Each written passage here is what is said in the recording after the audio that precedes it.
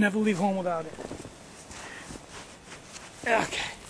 Hi, I'm Tinny from Mini Bull Design, and while I sit here and repair this snowshoe harness, which just blew out on me. Actually, it's been getting weak for quite a while. And while I'm doing that, I'm heating up some hot water for some cocoa, maybe some ramen noodles, depends.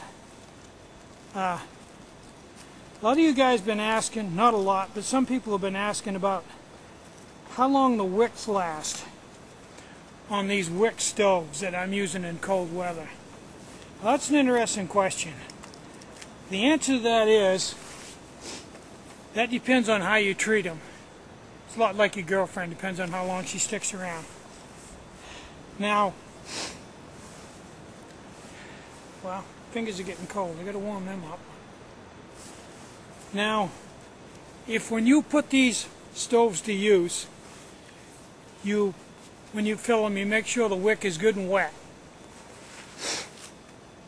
before you light them, and fill the stove up. Put a good amount of alcohol in the stove, light the wick, put your pot on, and then after you're done cooking, or before the stove runs out of fuel, you blow the wick out and either put more fuel in and light it again or dump your fuel back in your bottle if you're done. If you do that, the wicks last, I can't even guess how long. A long time. Long enough so you'll probably forget how long it's been since you changed them.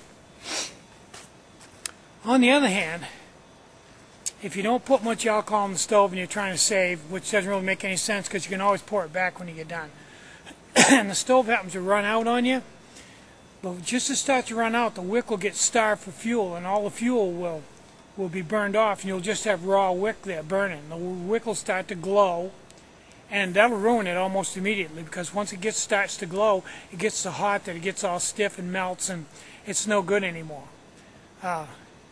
So the best thing to do is put a fair amount of alcohol in your stove, more than you're going to use, so that you never run out. And then when you get done cooking, blow the wick out and pour the fuel back in your bottle.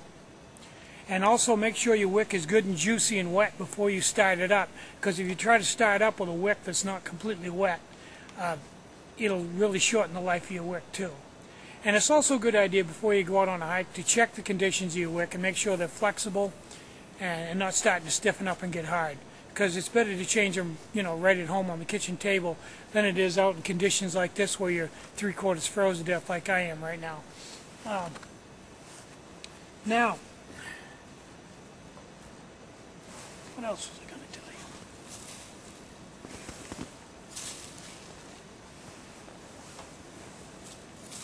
you? While we're on the subject, let's talk about heineken pots.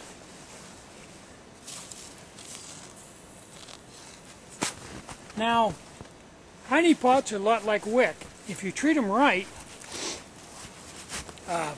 they'll last forever. I don't think you'd ever wear one out. But there's a couple of things you got to take into consideration with heineken pots. They're real thin and they've got a plastic liner in them.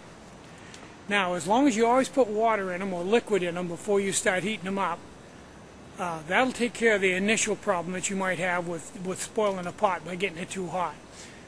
But probably the #1 killer of heineken pots is if you're cooking with them and you've got a fairly high heat and you're getting a really fast boil, if you've got pure water in them, you're probably still going to be fine, even if it's boiling the water out of the top of the pot. But here's the killer.